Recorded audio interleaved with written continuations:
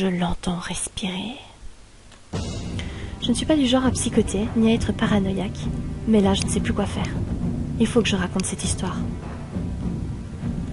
Tout a commencé lorsque j'ai emménagé avec ma famille dans une banlieue plutôt aisée. Une banlieue de bourgeois, quoi. Mon père venait d'être promu. La maison était belle et le quartier chic.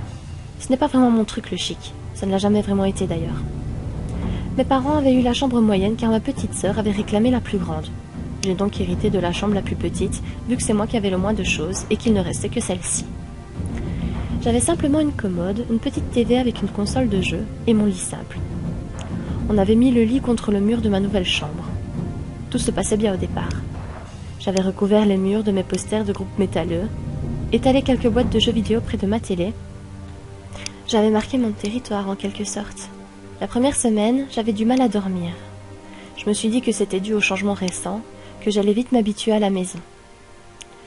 Je rattrapais donc mes heures de sommeil en cours. Mais un soir, en rentrant du lycée, j'ai entendu quelque chose d'étrange. En allant dans ma chambre, j'ai entendu comme quelqu'un ou quelque chose qui grattait à la porte de celle-ci. J'ai donc ouvert la porte pour voir ce qui causait ce bruit, mais il n'y avait rien que mes affaires éparpillées au sol comme d'habitude. J'ai donc laissé tomber, me disant que c'était le fruit de mon imagination, ou bien la maison qui craquait tout simplement. Mais c'est durant la nuit qui a suivi que les choses sont devenues bizarres. Ce soir-là, je suis tombée de fatigue sur mon lit à cause de ma semaine de nuit blanche, et je me suis endormie aussitôt. J'ai été réveillée par une sensation étrange, comme si quelqu'un était assis sur mon lit et gigotait. J'étais dos au mur, près du bord de mon lit. J'étais tellement fatiguée que j'arrivais à peine à ouvrir les yeux. J'entendais respirer. Lorsque j'ai enfin réalisé ce qui se passait, plus rien. La sensation avait disparu. J'ai allumé la lumière quelques minutes, le temps de reprendre mes esprits. J'avais sans doute fait un cauchemar. Je me suis donc recouchée. Le lendemain soir, en faisant mes devoirs au milieu de ma chambre, j'aime bien travailler au calme sur le sol de mon domaine. J'ai entendu comme un grattement encore. Ça venait du mur à côté de mon lit, comme si on grattait un de mes posters. Je me suis levée pour aller voir, mais le bruit s'est arrêté aussitôt. Je me suis donc remis au travail.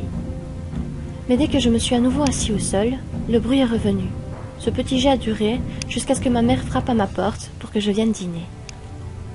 Durant la nuit, j'ai été réveillée de plus belle par cette sensation que quelqu'un ou quelque chose s'agitait sur mon lit.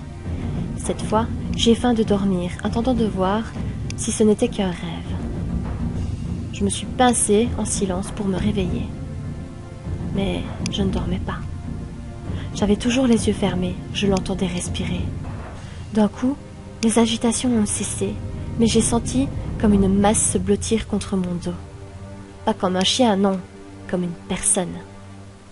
Mon cœur accélérait, je me sentais très mal à l'aise. Soudain, j'ai senti un souffle chaud dans ma nuque.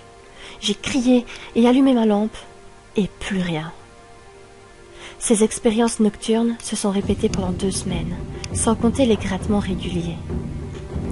Mes parents pensaient que j'étais stressée, que je faisais des cauchemars à cause des récents événements, que j'étais un ado perturbé, mais je savais que je ne rêvais pas. Du moins, je le sais depuis la dernière expérience que j'ai eue.